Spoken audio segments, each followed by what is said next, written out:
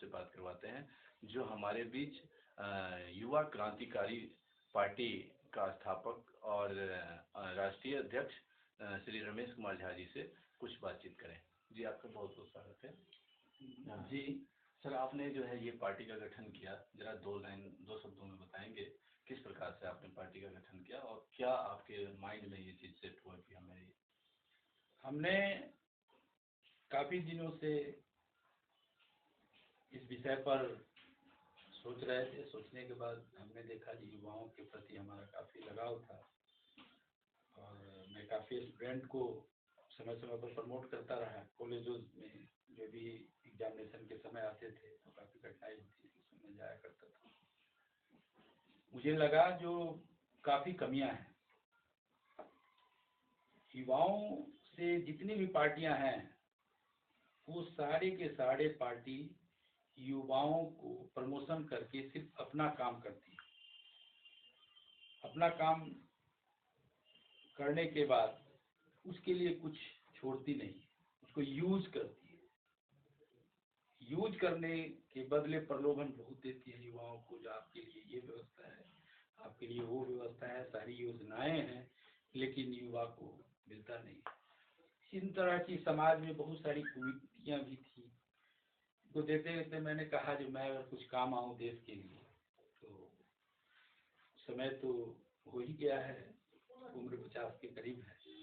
मैं कुछ दिन समाज के लिए, देश की सेवा भावना से मैं युवा क्रांतिकारी पार्टी का गठन किया और गठन करने के बाद हमारी जो पॉलिटिकल पार्टी है।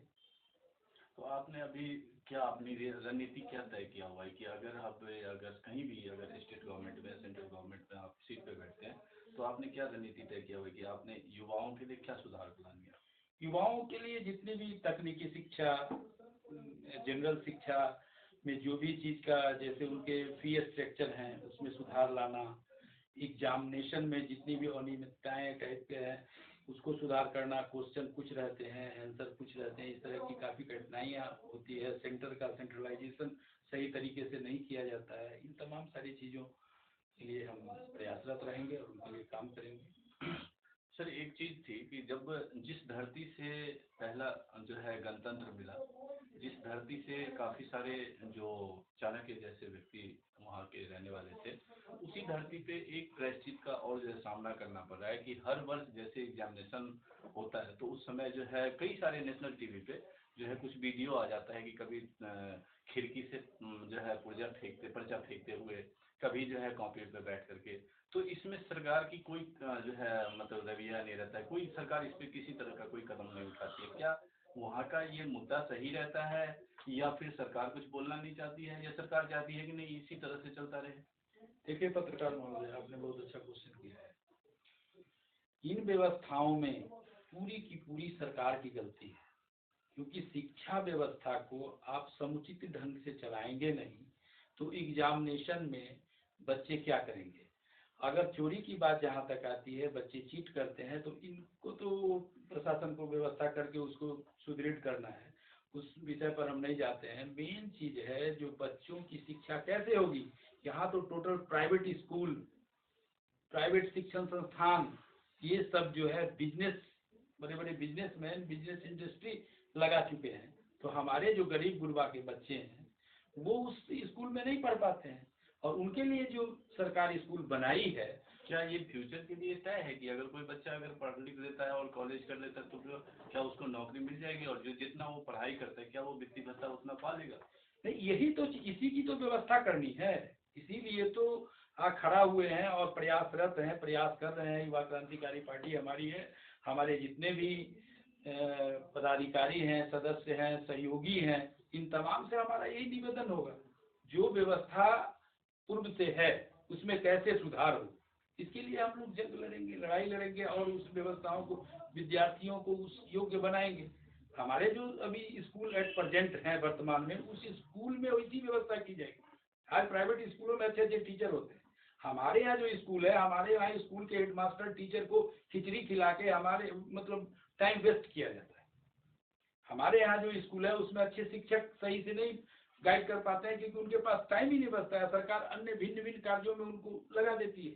तो बच्चे को क्या पढ़ाएंगे। कई बार ऐसा भी देखने के लिए मिलता है कि अगर कोई स्वीपर है तो उसकी सैलरी जो 40,000 45,000 हो सकता है, 60,000 भी हो सकता है। लेकिन अगर कोई एमबीए करके आता है तो उसकी सैलरी जो एकदम तय है कि 5,000 से, जो कि अभी सरकारी कई ऐसे किताबों में नहीं लिखा जाता है, वो सिर्फ दिखाने के लिए 5,000 से लेकर 7,000 10,000 तक जो है एमबीए को निपटा दिया जाता है, उसकी सैलरी इतनी ही है।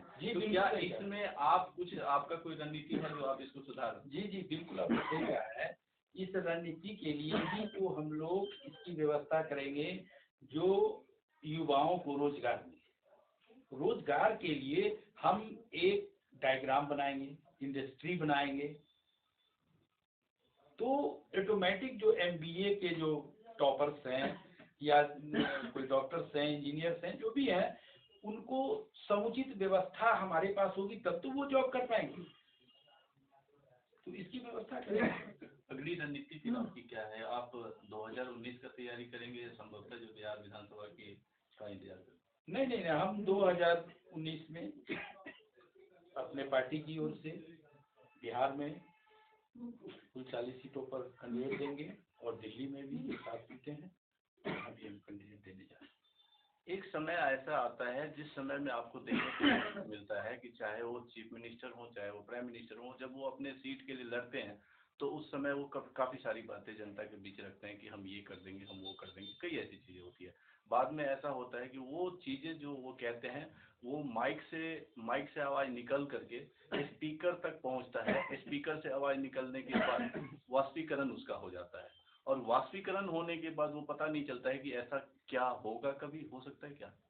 तो ये चीज़ कई बार ऐसी आती है। तो आजकल जिस दौर में हम गुजर रहे हैं उस दौर में देखने के लिए मिलता है जहाँ पे महागठबंधन बन रही है, जहाँ पे एक पार्टी दूसरे पार्टी के साथ विलय हो रही है, और उस दौर में अगर कोई नया व्यक्ति और पूरे मतलब कि संवैधानिक पार्टी जितनी चल रही है, राष्ट्रीय स्तर पर पार्टी चल रही है, उसको चुनौती देने के लिए अगर कोई पार्टी सामने आ रही है तो कुछ ना कुछ उस पार्टी को जो है उनके कैपेबिलिटी पे देखा जा सकता है और उनसे आंकन किया जा सकता है कि फ्यूचर में ये कैसे जो है काम करेंगे।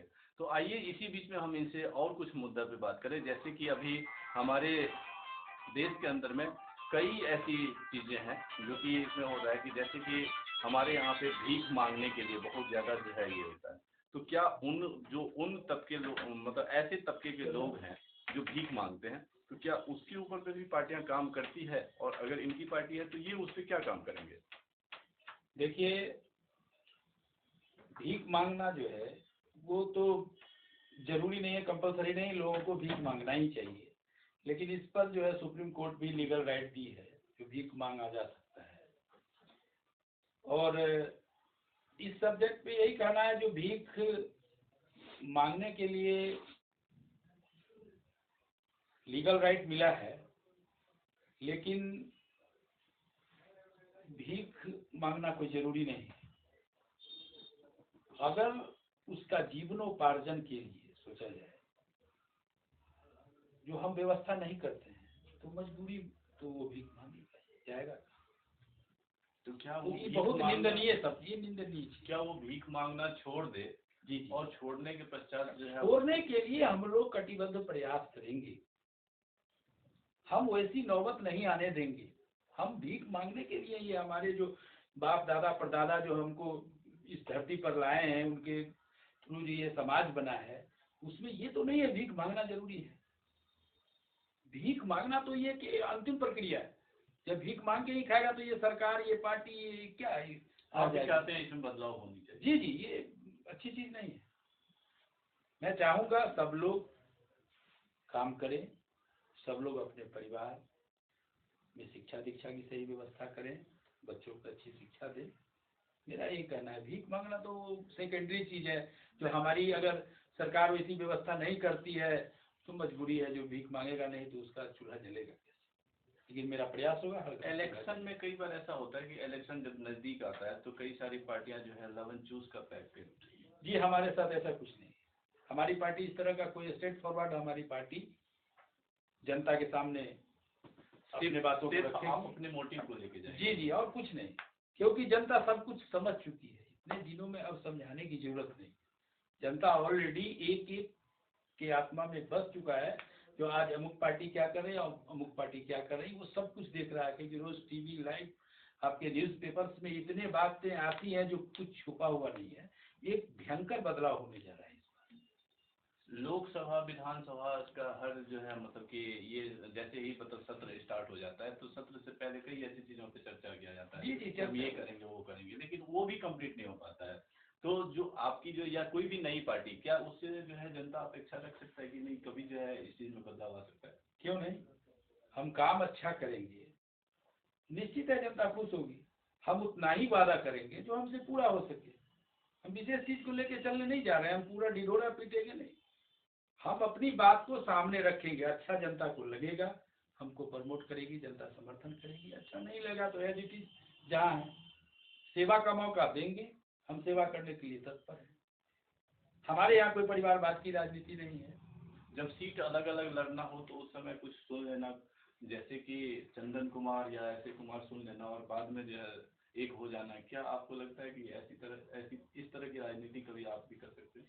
नहीं सर, देखिए इस तरह का तो रोज हम टीवी पे लाइव आज वो कल वो ये सब तो देखते ही रहते हैं।